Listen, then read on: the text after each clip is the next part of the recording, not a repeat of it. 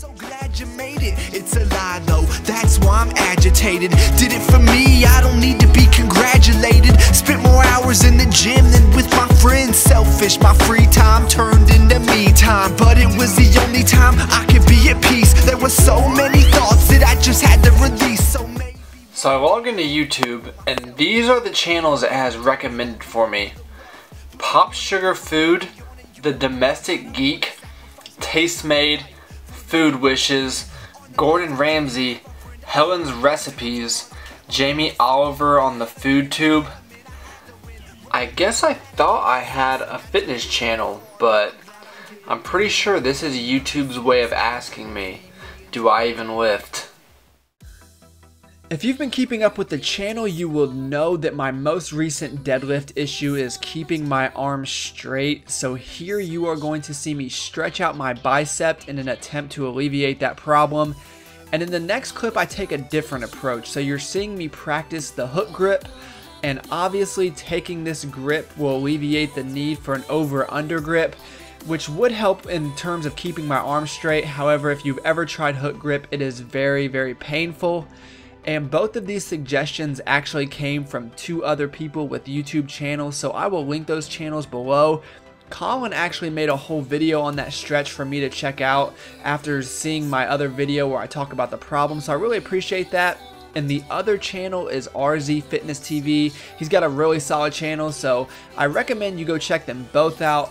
And as far as the hook grip goes, I can only do about 135 where the pain is actually tolerable. Anything over that is just unbearable at this point, so it's something I'm going to need to work up to. And over time, I know it's going to get better. I need to just suck it up, but I do not want to sacrifice my deadlift strength as of now, being that it's so weak as it is.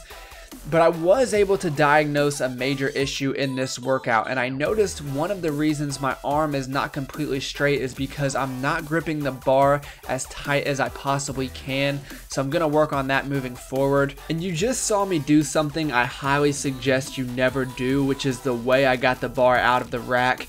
You should always be facing the bar and back it out. However, in this case, when I'm doing these box step-ups, I can't exactly do that. And last week when I used 25 pounds, it wasn't a huge deal to just clean the weight up. But now that I'm moved up to 45, it does exert a little bit more energy than I would like to spend just to get the bar into position. So that was the solution I came up with. But especially on something like a squat, I think you would be crazy to get the bar out of the rack like that. And I know I've seen a lot of people do it, and sometimes their reasoning really isn't all that bad. I know some people do it so they are not facing the mirror, because I know it's hard to squat when you're looking at yourself in the mirror, at least squatting correctly. But even then, I don't think the risk is worth the reward. And you're gonna see why here, and it's when you go back to re-rack the weight is the real issue. So it's kind of a balancing act here, and there's just a lot of room for getting hurt there, and I just don't see it being worth it when you're using heavy loads. And just finishing off with the superset of touch and go bench press with some close grip bench press. And as I mentioned last time I recorded this workout, the close grip bench press is where it starts to get really tough, which I'm sure is a function of both being fatigued from the touch and go bench press and just being weaker in that position. So that's going to be the workout for today. Please like the video if you enjoyed it, and I will check in with you guys very shortly.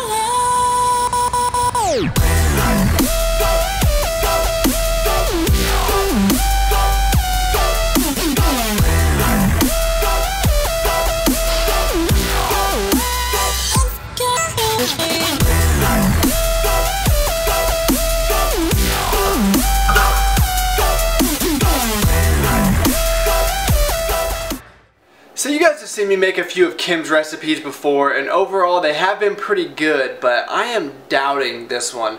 And only because navy beans freak me out to begin with. So over here I'm going to blend up some navy beans, and it smells like cat food. It looks like cat food, but apparently it's going to make some cookie dough dip, so I will let you guys know.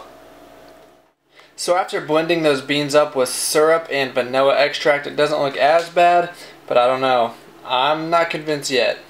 This might be the first and last time you ever hear me say this, but I was wrong.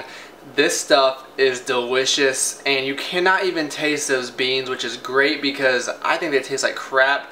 So let me show you guys this, and it just looks delicious. You can eat it by yourself, but what I've been doing is dipping rice cakes in it, and it is a great way to finish off the macros. I think for the entire dip, it's like 600 calories, but it's quite a lot, so you can split it up however you would like. And all I added to it was MTS peanut butter fluff, PB2, and some salt and chocolate chips, obviously, and that's it. So I'm going to enjoy this and go to bed, and I'll check back in with you guys next time. Ironically enough, I think this is actually my favorite recipe I've ever stolen from Kim. I'm sorry for doubting you. You'll win somehow, so give up on the bottom, baby. It's hard, I know. Let the music take over, baby. I know your doubts, but it's wide open ocean, baby. Let sun pour down. We can dance in the light, oh baby. Heartbreaker, dream maker, let go of your problems and look at all your smiles.